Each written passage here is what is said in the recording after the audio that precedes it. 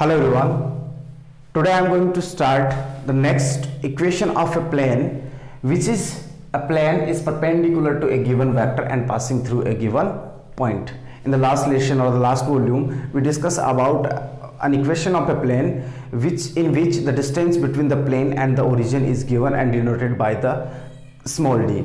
So about this concept we have discussed, and I am starting equation of a plane which is perpendicular to a given vector and passing through a given point. देखो ये अपना 3D system हुआ, x axis, Y axis and Z axis. कोई problem नहीं. ये मान लेते हैं कोई पॉइंट है, ठीक है. ये मैंने पॉइंट ले लिया ए, और x1, y1 एंड z1. शायद कोई प्रॉब्लम नहीं है. इसके बाद ये मैंने कोई इसके एक वेक्टर ले लिया जिसको मैं कैपिटल एन से डिनोट कर लेता हूँ, कैपिटल एन. और ये क्या है? It is perpendicular. It is perpendicular to the given vector. ठीक है यहाँ तक. अब देखो यहाँ पे मैं कोई एक वेरिएबल पॉइंट ले लेता हूँ. इसको ए से, इसको पी से डिनोट कर लेते हैं, x comma y comma z. Clear है? ये कोई वेक्टर हुआ, इसके परपेंडिकुलर किसके? ये चलो एक प्लेन तो लिया ही नहीं अपन ने.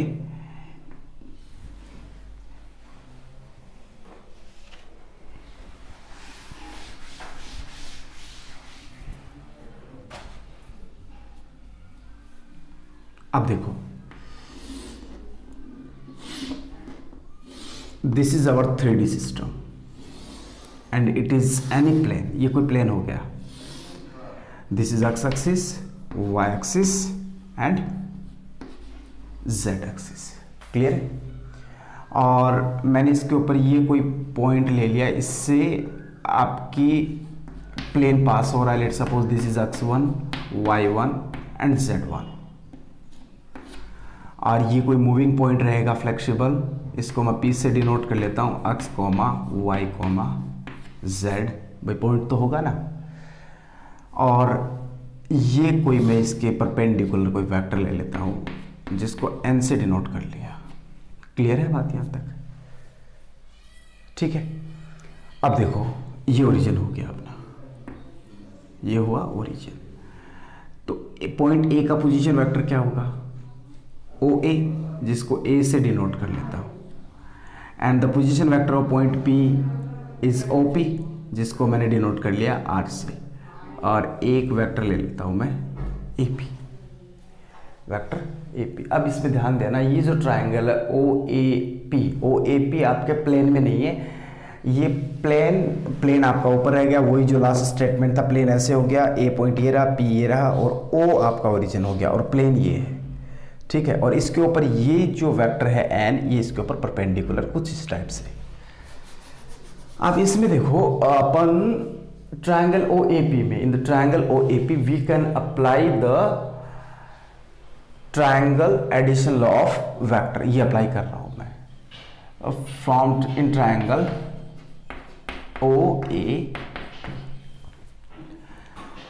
OA plus AP, OA plus AP is equals to OP, is equals to OP. ठीक है. यहां तक. यहां वैल्यू रख दो. ओ ए मीन्स हो गया आपका a vector plus A P का हमें कोई आइडिया नहीं है अभी तक, is equals to O P आपके पास है आर वेक्टर.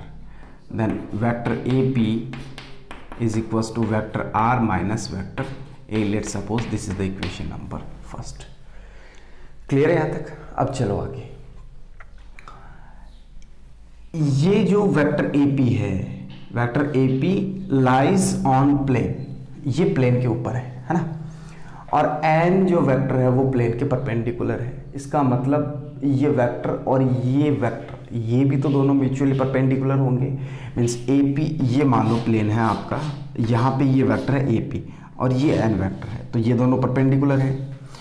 perpendicular हैं, then dot product of vector AP and vector N will become 0. तो मैं यहाँ से ये बोल रहा हूँ here a vector A P and vector n both are perpendicular because n is perpendicular to the plane and A P and this plane both are coincident or coplanar या फिर पैरेलल भी बोल सकते हैं इनको। तो ऐसी सिचुएशन में इनका जो डॉट प्रोडक्ट होगा A P vector dot N vector will become 0। A P की वैल्यू यहाँ से यहाँ अप्लाई कर दो। It is the equation number second from first and second equation we can say that क्या कह सकते हैं अपन R minus A vector dot N vector is equals to 0 and this is the equation of a plane which is passing through a certain point and perpendicular to the given vector। और ध्यान से देखना ये कौन सा format हुआ, ये vector format हुआ क्योंकि यहाँ पर सभी के सभी क्या है वेक्टर है, तो ये आपकी होगी वेक्टर फॉर्म।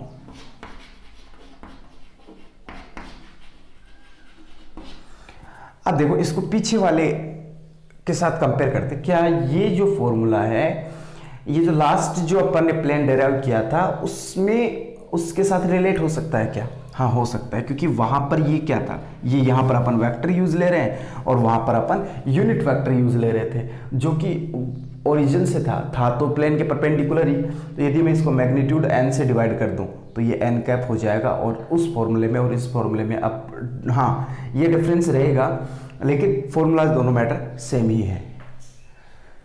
ठीक है, अब इसका अपन डेराइव करते हैं, डेरिवेशन निकालते हैं vector format Cartesian format. Cartesian form, Cartesian form इसके लिए अब वैल्यू रखनी है। आर वेक्टर का मतलब हो गया X I plus Y J plus Z के,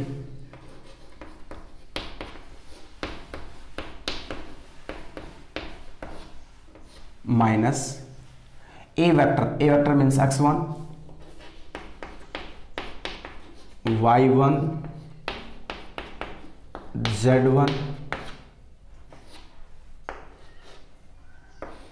डॉट एन वेक्टर को मैं कंसिडर कर लेता हूं। मान लो इसके जो डायरेक्शन रेशियोज है वो है a B and c, capital A capital B capital C. तो ये एन वेक्टर से डिनोट कर रहा हूं। ये जो एन वेक्टर होगा वो हमें बुक में डायरेक्टली दिया हुआ मिलेगा, ये पॉइंट भी क्लियरली दिया हुआ मिलेगा। Dot A I plus B J plus C K is equal to क्या देगा हमें 0।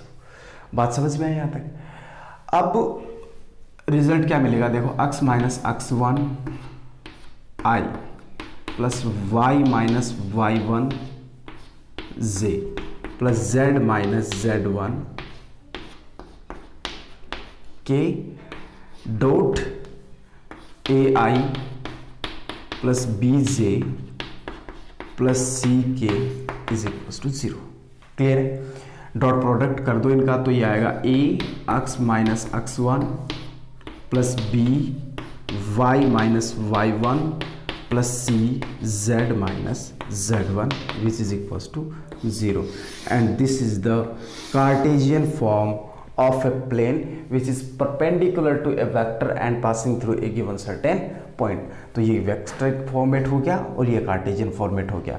अब इनके एक बार वर्ड मीनिंग एक्सप्लेन करता हूँ। आर वेक्टर ये आपका वेरिएबल वेक्टर है, A vector means position vector of a point from the plane is passing and vector n is a position vector of a vector which is perpendicular to the plane। Clear?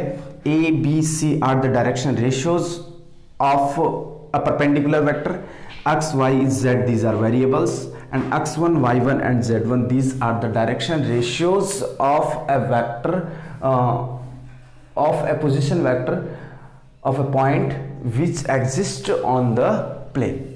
तो ये अपना fundamental रहा, ये अपनी equation हो गई, आप इसको नोट कर लें। अब अपन एग्जाम्पल्स इसको एक्सप्लेन करता हूं। एग्जाम्पल हो जाएगा एक थोड़ा सा स्मूथ हो जाएगा फॉर्मूला समझने में भी और डेराइव करने में भी। एग्जाम्पल देखो अपन कंसिडर करते हैं, find vector equation, find the vector and Cartesian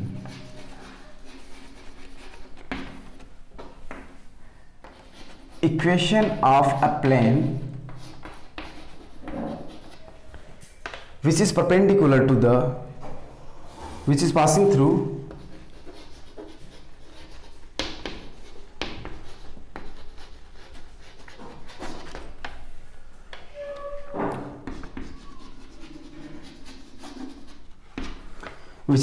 a point 5, 2, -4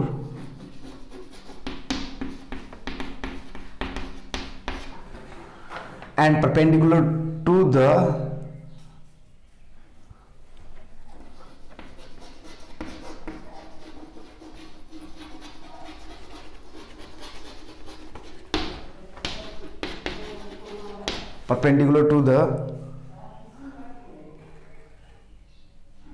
line मान लो, या whose direction ratios are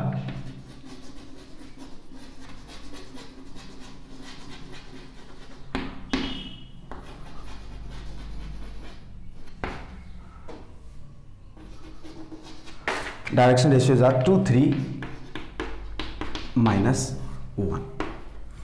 ठीक है, हमें क्या फाइंड आउट करना है? We have to find out the equation of a plane in the vector in the Cartesian format, and this plane is passing through the point 5, 2, -4 and it is perpendicular to a line whose direction ratios are 2, 3 and -1. देखो पहले तो उसी के according अपन एक structure draw करते हैं, x axis, Y axis and Z axis. ये मान लो प्लेन मैं थोड़ा सिंपल फॉर्मेट में लेता हूँ और बाकी प्लेन कैसा भी हो सकता है. ये आपका पॉइंट हो गया ए, किस पॉइंट से पास करता है? 5, 2, -4, 5, 2, -4 और एक लाइन के परपेंडिकुलर, तो लाइन बाई डायरेक्शनल होती है, तो इसमें भी एक डायरेक्शन तो होती है, तो मैं ये वेक्टर मान लेता हूँ. लाइन नीचे की साइड है कि ऊपर की साइड है, तो ये एन वेक्टर डिनोट कर लेता हूँ इस लाइन के वेक्टर के लिए. और इसके जो रेशियोज हैं वो 2, 3, -1 है, तो 2i - 3j 2i + 3j -k, ये वेक्टर एन हो गया आपका. और ये कोई पॉइंट P ले लेता हूँ जिसके कोऑर्डिनेट x, y, z है. ठीक है, अब देखो सभी वैल्यूज एक बार अपन लिखते हैं. अपन ने सबसे पहले लिया था vector, position vector of A, इसको position vector of point A के लिए, तो A vector is equals to x1, y1 and z1 था. और अपने क्वेश्चन के अकॉर्डिंग ये पॉइंट्स होंगे, ये तो पॉइंट ले लिया मैंने, x1i + y1j + z1k. जो आपने पॉइंट दे रखा है उस पॉइंट के अकॉर्डिंग ये वेक्टर क्या बनेगा? 5i + 2j - 4k. क्लियर? ये वेक्टर A हो गया. Now position vector of the point P, तो पॉइंट P क्या रहेगा आपके पास? इसको R से डिनोट करते हैं. R = xi + yj + zk, ये सभी फॉर्मेट में सेम ही रहेगा. और एन वेक्टर अपना जो कि अपन बुक में डेरिवेशन में सेलेक्ट किया था अपन ने, ai + bj + ck. और क्वेश्चन में अपने पास क्या होगा? 2i + 3j -k. क्लियर? अब सभी वैल्यूज अप्लाई कर देनी है. फॉर्मूला क्या था? r vector minus a vector dot n vector is equals to 0. ये क्या था? Vector formation. तो रिजल्ट क्या आएगा आपके पास? r वेक्टर माइनस r की वैल्यू रख दो या फिर r को बाई डिफॉल्ट यही समझा जाता है. Minus a means x1i means ये वाला 5i + 3j -k, नहीं 2i + 2j -4k.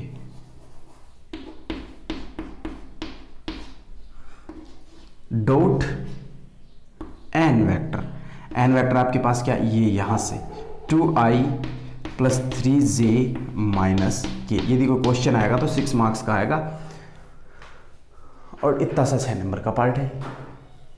ये तो आपकी होगी वेक्टर फॉर्मेशन. और कार्टेशियन फॉर्म की बात करें तो फॉर्मूला था आपके पास ax - x1 + by - y1 + c z - z1 is equals to 0. तो a b c these are the direction ratios of a perpendicular vector 2 3 -1. so 2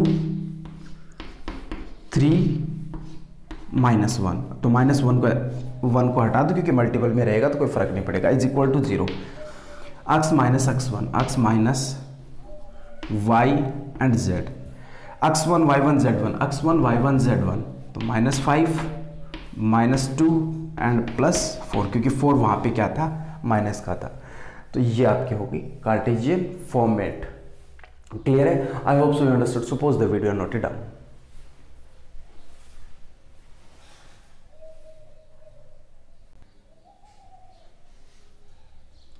अब देखो नेक्स्ट पार्ट अपना रहता है next equation of a plane. Third point हो गया ये, equation of a plane passing through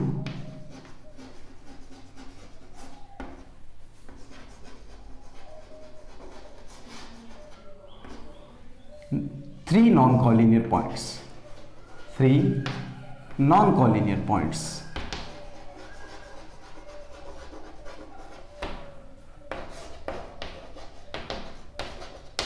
clear?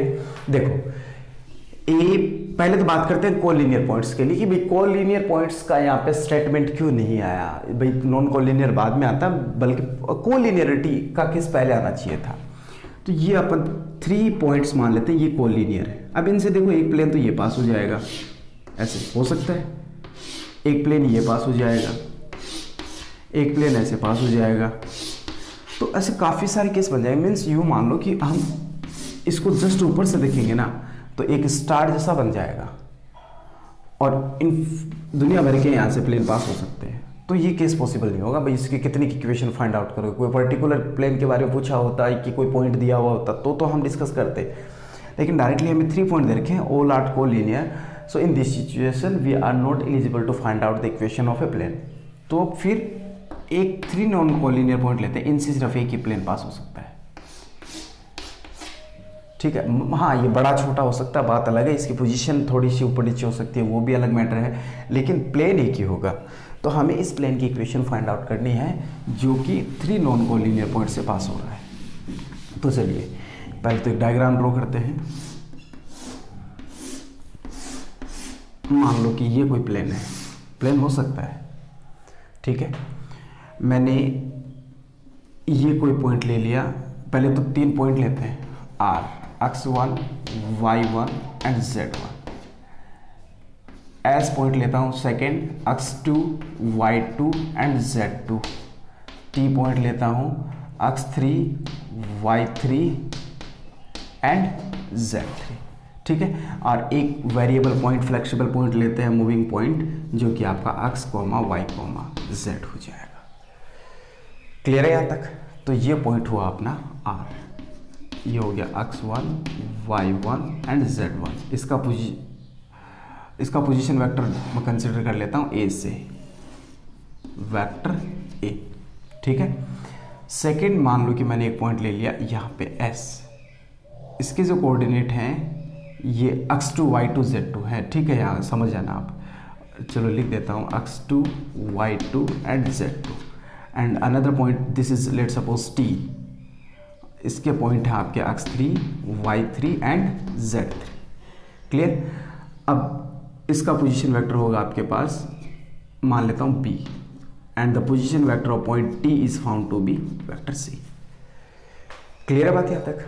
चलो थोड़ा ध्यान से देखना, ये कोई पॉइंट ले लेता हूँ P, प्लेन पे कहीं पर भी ले लिया, x, y, z। ये लो, ठीक है, और एक ये वेक्टर ले लेता हूँ PR। या फिर चलो ये कर लो, ऐसे कर लो, थोड़ा इजी रहेगा।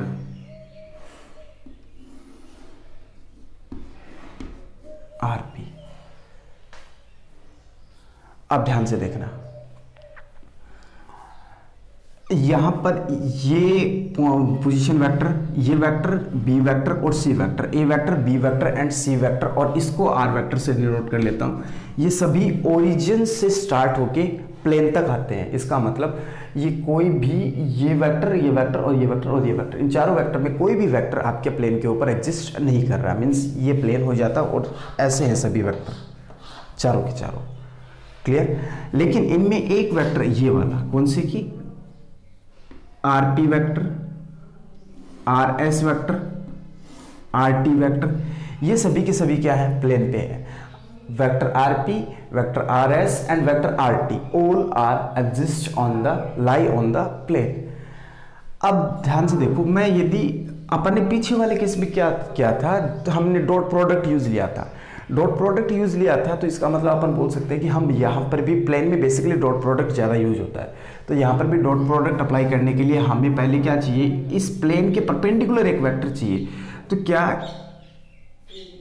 इस वेक्टर का और इस वेक्टर का, ध्यान से देखना, इस वेक्टर का और इस वेक्टर का यूं मान लो ऐसे डॉट प्रोडक्ट आपके प्लेन के परपेंडिकुलर होगा, तो means R S cross R T जो कि इसके एक परपेंडिकुलर वेक्टर होगा। तो मैं इसको इधर डिनोट कर लेता हूं, इसको मैं एन वेक्टर से डिनोट कर लेता हूं, and which is equals to R S vector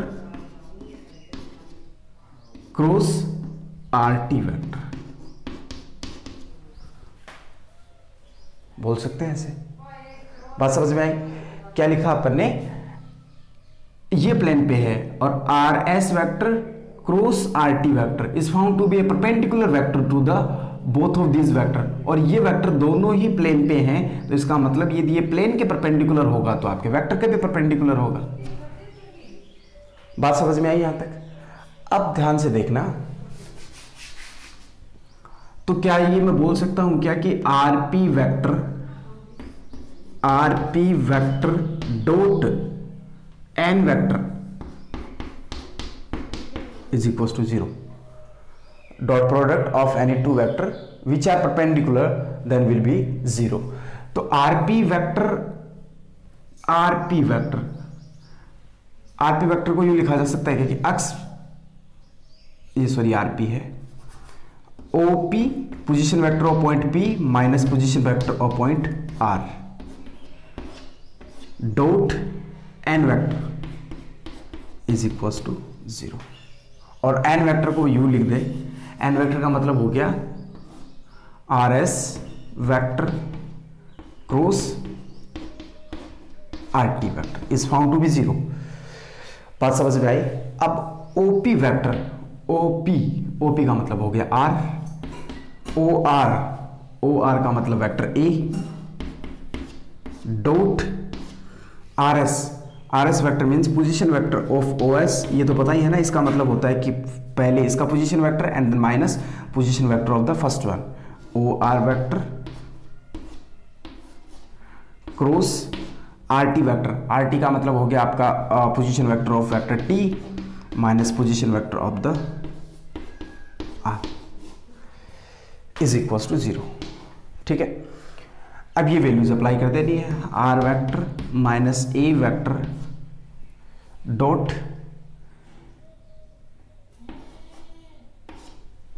O S का मतलब हो गया आपका x2 सॉरी बी, x2 नहीं B, vector B minus O R का मतलब हो गया वेक्टर ए क्रॉस, ये हो गया ओ टी हो गया आपका C vector minus O R का मतलब हो गया वापस से वेक्टर ए, और ये आपकी इक्वेशन हो जाती है vector equation of a plane which is passing through 3 non collinear points.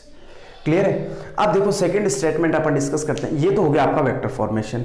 अब इसी को कन्वर्ट करना अपने को कार्टेशियन फॉर्मेट में। तो कार्टेशियन फॉर्मेट में सभी वैल्यू बहुत इजी है, मैं डायरेक्ट फॉर्मूला लिखता हूं, आप खुद से ट्राई करना इसको कार्टेशियन इक्वेशन में कन्वर्ट करने के लिए, क्योंकि फॉर्मूला देखो इसका क्या बनेगा,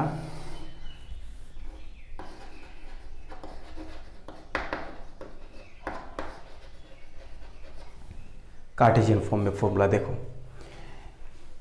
इधर देखो माइनस x1 और माइनस x, थोड़ा छोटा कर लेता हूँ, minus x1 and minus x1, minus y1 minus y1 minus z1 is equal to 0। ये ऐसा क्यों है एक्चुअली, क्योंकि माइनस ए और ए की क्या है x1 y1 z1, तो इसमें x1 minus y1 minus z1। ठीक है, और अपन बेसिकली कहें तो एक volume of the parallel pipe D तो है ना, तो इसको अपन लिख सकते हैं पहले ये फिर ये और फिर ये। तो इसके लिए अपने पास हो गया अक्स वाई जेड, देन अक्स वाई जेड। इसके लिए हो गया बी, बी के कोऑर्डिनेट्स क्या हैं, बी के x2 y2 z2, then x2 y2 z2। और थर्ड आ गया सी, सी के लिए x3 y3 z3, x3 y3 and z3। अब ये डिटर्मिनेंट बना है, डिटर्मिनेंट को सिंप्लीफाई करना है, रिजल्ट 0 के इक्वल दे देना है, और जो भी इसकी वैल्यूज आएंगी वो आपकी क्या हो जाएगी, Cartesian format of a plane which is passing through 3 non collinear points.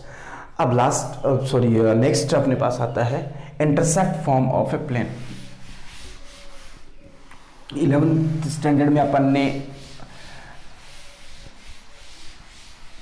Discuss किया था intersect form of a line, slope format पढ़ा था, इंटरसेप्ट फॉर्मेट पढ़ा था। तो वैसे ही यहां पर है intercept form of a plane.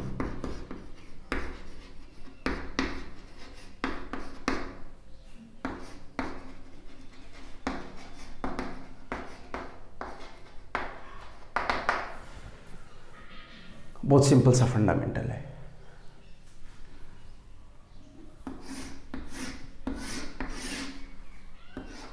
Intercept का मतलब हो गया कि ये एक्स एक्सिस, वाई एक्सिस और जेड एक्सिस के साथ में क्या क्या इंटरसेप्ट बना रहा है। X axis, Y axis and Z axis. ये मैं कोऑर्डिनेट ए मान लेता हूँ 1, 0, 0 ले लेता हूँ। ये मैं बी कंसिडर कर लेता हूँ 0, B, 0, और ये C 0, 0, C। कोई प्रॉब्लम नहीं है। तो लाइन की इंटरसेप्ट फॉर्म क्या थी, x upon a plus Y upon B is equals to 1। तो यहाँ पर भी क्या आएगा, x upon a plus Y upon B plus Z upon C is equals to 1। ये आपकी क्या होगी, इंटरसेप्ट फॉर्मेट। मान लो कि इंटरसेप्ट दे रखे हैं आपके पास, एग्जाम्पल ले, फॉर एग्जाम्पल इंटरसेप्ट दे रखे हैं जैसे 2, 3 एंड 5 ऐसे दे रखा है। ये इंटरसेप्ट है, मतलब कि ये कोऑर्डिनेट आपका है 2, 0, 0, ये कोऑर्डिनेट है आपका 0, 3, 0, और ये कोऑर्डिनेट मान लेते हैं अपन 0, 0, 5। ठीक है, तो फॉर्मेट क्या रहेगा, x upon 2 plus Y upon 3 plus Z upon 5 is equals to 1। ये भी क्वेश्चन आता तो 6 मार्क्स का हो जाता है। बहुत सिंपल सा है, बस थोड़ी सी लैंग्वेज लिखनी पड़ेगी। The given intercepts are this and this, and the formula of the intercept format of a plane is equal to this. अब on applying the value of A, B and C आपका result जो भी है वो हो जाएगा। Clear है? So it's enough for the today's class, and the remaining part will discuss in the next video.